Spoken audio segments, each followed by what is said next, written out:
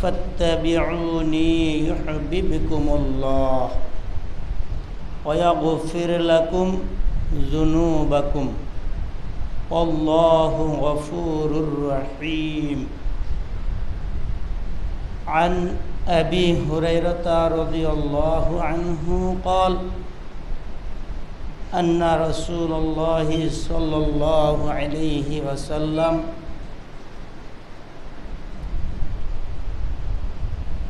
كل أمتي يدخلون الجنة إلا من أبى قيل ومن يأبى يا رسول الله صلى الله عليه وسلم من أطعني دخل الجنة ومن عصاني فقد آبى. رواه البخاري.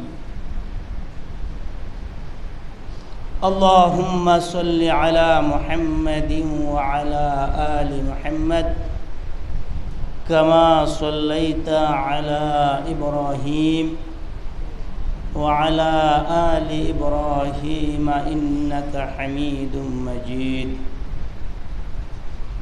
اللهم بارك على محمد وعلى آل محمد كما باركت على إبراهيم وعلى آل إبراهيم إنك حميد مجيد. আলহামদুলিল্লাহ, আল্লাহ সুবহানাহু ওয়া তাআলার দরবারে লাখো কোটি শুকরিয়া। মহান রব্বুল আলামিন আমাদেরকে জুমআর 2 রাকাত ফরজ সালাত আদায় করার জন্য এবং কোরআন এবং সহিহ সুন্নাহ থেকে 2-4টি কথা শুনে সেই মতো আমল করার জন্য মসজিদে আসার যে তৌফিক দিয়েছেন, আমরা আল্লাহ সুবহানাহু ওয়া তাআলার দরবারে শুকরিয়া স্বরূপ বলি আলহামদুলিল্লাহ, আলহামদুলিল্লাহ। আজকের জুমার সংক্ষিপ্ত খুতবার আলোচনার বিষয় হবে ইত্তেবায়ে সুন্নাহ। রাসূলুল্লাহ সাল্লাল্লাহু আলাইহি ওয়াসাল্লামকে আমরা কিভাবে অনুসরণ করতে পারি, অনুসরণ করলে কি হবে, অনুসরণের হুকুমটা কি দিয়েছেন, অনুসরণ না করলে কি হবে, তার আলোকে 2-4টি কথা বলার আশা রাখি। আল্লাহ যদি তৌফিক দান করেন। আমা তাওফীকি ইল্লা বিল্লাহ। আসলেই অনুসরণ করতে হবে আল্লাহ সুবহানাহু ওয়া তাআলাকে। কাকে? আল্লাহ সুবহানাহু ওয়া তাআলাকে অনুসরণ করতে হবে। তো আল্লাহ সুবহানাহু ওয়া তাআলা বলেছেন যে দুনিয়ার মানুষের সাথে আমার কথা বলার কোনো অবস্থা নাই। আমি যে কোনো বান্দার সাথে, যে কোনো ব্যক্তির সাথে কথা বলতে পারি না। সেই জন্য মহান রব্বুল আলামিন যুগে যুগে নবী এবং রাসূল প্রেরণ করেছেন, নয় কি? সর্বপ্রথম নবী আমাদেরকে আদম আলাইহিস সালাম, সর্বপ্রথম নবী এবং মানব জাতির পিতা। আদম আলাইহিস সালামের পরে যুগে যুগে বহুত নবী পয়গাম্বর আল্লাহ সুবহানাহু ওয়া তাআলা মানুষকে পথ প্রদর্শনের জন্য, পথ দেখানোর জন্য পাঠিয়েছেন না? আর সর্বশেষ নবী, সর্বশেষ পয়গম্বর তিনি কে? মুহাম্মাদুর রাসূলুল্লাহ সাল্লাল্লাহু আলাইহি ওয়াসাল্লাম। আল্লাহ সুবহানাহু ওয়া তাআলা নবীদেরকে অনুসরণ করার জন্য, নবী রাসূলদেরকে মেনে চলার জন্য কোরআনে অসংখ্য আয়াত এসেছে। আমি 50-এরও অধিক আয়াত কোট করেছি। নবীকে মানতে হবে কোরআন থেকে। বেশি কি 8-10টা আয়াতও অনেক সময় পড়া যায় না, বলা যায় না। আল্লাহ সুবহানাহু ওয়া তাআলা বলেন, কুল, বলো, ইন কুনতুম, যে তোমরা তুহিব্বুনাল্লাহ, যদি আল্লাহকে ভালোবাসতে চাও, মুহাব্বত করতে চাও, ফাত্তাবিউনি, ইয়া নাদা, হরফে নাদা, এটা আপনার রাসূলের নিজের দিকে নিসবত করেছেন। যে কি বলো, যদি তোমরা আল্লাহ সুবহানাহু ওয়া তাআলাকে মহব্বত করতে চাও, ভালোবাসতে চাও, তাহলে তুমি বলো। কাকে বলেন এই কথা? নবী সাল্লাল্লাহু আলাইহি ওয়াসাল্লামকে। আপনারা কিন্তু কথা বুঝতে হবে, ঠিক আছে? এটা কিন্তু একটা ক্লাস। এটা কি? এটা একটা ক্লাস, এটা সাপ্তাহিক ক্লাস। আমরা শিক্ষা প্রতিষ্ঠানে ক্লাস করি সপ্তাহে 5 দিন প্রত্যহ ক্লাস করি, ঠিক আছে? প্রত্যহ ক্লাসেও যদি কোনো ছেলে, আমার ক্লাসে যদি কোনো ছেলে অন্যমনস্ক করে, ক্লাস 9-এর পোলাপানের আমি শাস্তির ব্যবস্থা রাখছি। 9ম শ্রেণী ইসলাম শিক্ষা ক্লাস নিয়ে আমি ইংলিশ শাস্তি স্কুলে 9-এর পোলাপানের আমি শাস্তির ব্যবস্থা রাখছি।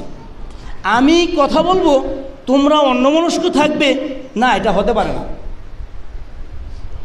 জুমার দিনটা মুসলমানের জন্য একটা অন্যতম ক্লাস। সেই ক্লাসগুলো আমরা খতিবরা, আমরা ইমাম সাহেবরা নষ্ট করে দিয়েছি। কথা বলতে গেলে কারো গায়ে পড়ে, কিছু করার নেই, নষ্ট করে দিয়েছি আমরা। মানুষ আজকে দিন থেকে সরে গিয়েছে আমাদের কারণে। আমরা কোরআন এবং সুন্নাহ থেকে উপযুক্ত কথাগুলো উপযুক্তভাবে উপস্থাপন করতে পারি না, মানুষকে অবগত করাতে পারি না, মানুষকে জানাতে পারি না। মানুষ জানা থেকে দূরে আছেন, যার জন্য আজকে ইসলামের এই অধপতন, ইসলামের এই অবস্থা, ইসলাম নিয়ে এত টানাহেঁচড়া চলছে।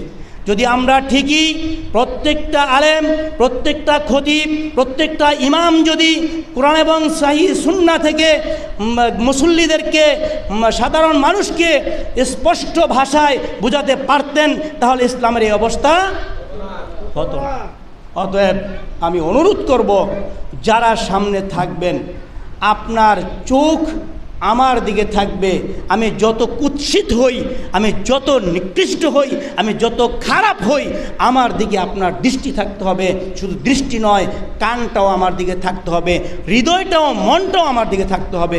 যদি আপনি কিছু শুনতে চান, কোরআন শিখতে চান, কোরআনের হুকুম আহকামগুলো জানতে চান, কোনো শব্দ করা যাবে না। আল্লাহ নবী সাল্লাল্লাহু আলাইহি সাল্লাম বলছেন, আমি গত জুমায় হাদিসটা বলেছিলাম, মসজিদে যদি কোনো ব্যক্তি খুতবা দেওয়ার সময়ে কথা বলে, সেই ব্যক্তিকে আল্লাহ নবী সাল্লাল্লাহু আলাইহি সাল্লাম কার সাথে তুলনা করেছিলেন? গাধার সাথে তুলনা করেছিলেন। ইভেন যেই ব্যক্তি বলবে যে তুমি কথা বলো না, তাকে ইশারা দিবে, সেই ব্যক্তিও সেম তার মতোই আল্লাহ নবী সাল্লাল্লাহু আলাইহি সাল্লাম সাব্যস্ত করেছেন। কত জটিল বিষয়। অতএব শুক্রবার জুমার দিন আমাদের দিন শিখতে হবে। আজকে যদি আমাদের মসজিদগুলোতে প্রত্যেক জুমার দিন নারীর পর্দা, রাসূলের ইত্তেবা, জাকাত, হজ, দান, সাদাকা, বড়দের সম্মান, পিতামাতার হক, ছেলে সন্তানের হক, স্ত্রীর হক, স্বামীর হক, এভাবে বিষয়ভিত্তিক আলোচনাগুলো আমাদেরকে বুঝিয়ে দেওয়া হতো, তাহলে সমাজের মানুষ কি একে অপরের কাছ থেকে কোনো কিছু থেকে বঞ্চিত হতো? হতো না, হচ্ছে না। জিনিসগুলো এভাবে হচ্ছে না। আমরা চেষ্টা করব ইনশাআল্লাহ যেন এভাবে আমরা করতে পারি। আল্লাহ যেন আমাদেরকে তৌফিক দান করেন। আমিন আমিন। আল্লাহ কি বলেন? বল, তুমি বলে দাও। কাকে? আল্লাহ নবী সাল্লাল্লাহু আলাইহি সাল্লামকে বলেছেন, তুমি বলে দাও, ইন কুনতুম তুহিব্বুনাল্লাহ, যদি কেউ আল্লাহকে মহব্বত করতে চায়, ফাত্তাবিউনি, আমাকে, তোমাকে, তিনি বলছেন ফাত্তাবিউনি, আমাকে অনুসরণ করো। আল্লাহ নবীকে আল্লাহ বলছেন তুমি বলো তোমাকে অনুসরণ করার জন্য, ফাত্তাবিউনি, আমাকে অনুসরণ করো। এই ইত্তেবা শব্দের অর্থ আমি করে থাকি এমনিভাবে। ইত্তেবা শব্দের অর্থ আমরা অনেকেই বুঝি না। অনুসরণ শব্দের অনুসরণ কথাটা আমরা অনেকেই বুঝি না। ইত্তেবাটা এরকম জিনিস, এমনিভাবে আপনাকে অনুসরণ করতে হবে। আপনার সামনে যে লোকটা যায়, হাঁটছে, আপনি তার পিছনে পিছনে হাঁটবেন নাকি? অনুসরণ, তার অনুসরণে। আপনি রাস্তা চিনেন না, আমি বললাম যে আমার পিছনে পিছনে আসেন। আমি যেদিকে যাচ্ছি আপনি যদি আমার পিছনে না গিয়ে এক পা বাম দিকে দিয়ে সেদিকে হাঁটা শুরু করেন, আপনি কি আমার পিছনে যাওয়া হবে? হবে না। নবী সাল্লাল্লাহু আলাইহি সাল্লামের অনুসরণ সেম। আমার রাসূল সাল্লাল্লাহু আলাইহি সাল্লাম যেখানে যেভাবে যতটুকু দূরে পাটা ফেলেছেন, আমরাও শিখ ততটুকু দূরেই পাটাকে ফেলতে হবে। ঠিক ওইভাবেই রাসূল যেভাবে করেছেন আমাদের ঠিক ওইভাবেই করতে হবে। এর থেকে যদি একটু এদিক ওদিক হয় তাহলে কি হবে? অনুসরণ হবে না। আল্লাহ সুবহানাহু ওয়া তাআলা বললেন, কি বললেন তারপর? ইউহিব্বুকুমুল্লাহ, কি হবে? যে তুমি আল্লাহকে মহব্বত করা হয়ে যাবে। কি করলে? আল্লাহ রাসূল সাল্লাল্লাহু আলাইহি সাল্লামকে অনুসরণ করলে। কোন ক্ষেত্রে? শুধু সালাতের ক্ষেত্রে অনুসরণ না, আল্লাহর নবী অনুসরণ চলবে মসজিদে, আপনার ঘরে, আপনার ছেলে সন্তানের কাছে, আপনার বিবির কাছে, আপনার বাবা মার কাছে, আপনার সমাজের কাছে, আপনার রাষ্ট্রের কাছে, আপনার মন্ত্রী মিনিস্টার সাহেবের কাছে, সকল ক্ষেত্রে আপনাকে কি করতে হবে? নবী সাল্লাল্লাহু আলাইহি সাল্লামের অনুসরণ করতে হবে। আমাদের এলাকায় একটা ছেলে ছিল, ছেলেটা এখনও আছে। সে যখন সালাফি মানহাজ বুঝতে যান তখন এই ছেলেটা আমাকে ফোন করতো। আমার ওর কথা চিন্তা করলে অনেক সময় চোখে পানি আসে। সে ফোন করে বলতো যে ভাই, আমার রাসূল এই কাজটা কীভাবে করছে। কোনো একটা কাজ যখন সে করতো, যে আমার রাসূল এই কাজটা কীভাবে করছে আমাকে একটু বলেন না, আমি এই কাজটা এখন করব। দেখছেন ইত্তেবা কাকে বলে, অনুসরণ কাকে বলে। আজকে আমরা কত বড় বড় কাজ সমাধান করে ফেলি, আমার রাসূল সাল্লাল্লাহু আলাইহি সাল্লাম কীভাবে করেছেন একটু জানতে চাই না, একটু চেষ্টা করতে চাই না। হবে না, হবে না। ইবাদতের ক্ষেত্রে আপনার ইবাদত বাদ হয়ে যাবে। কোরআনের আয়াত আছে, রাসূলুল্লাহ সাল্লাল্লাহু আলাইহি সাল্লামের হাদিস আছে, ইবাদত বাদ হয়ে যাবে। অন্যান্য ক্ষেত্রে যদি আপনি না মানেন, আপনি এক পর্যায়ে যদি ইমানের ক্ষেত্রে রাসূলের ইত্তেবা না করেন তাহলে আপনি কি হবেন? বেঈমান হয়ে যাবেন। ইমানের ক্ষেত্রে, আকীদা ইমানের ক্ষেত্রে যদি রাসূলের অনুসরণ না করেন তাহলে কি হবেন? বেঈমান হয়ে যাবেন।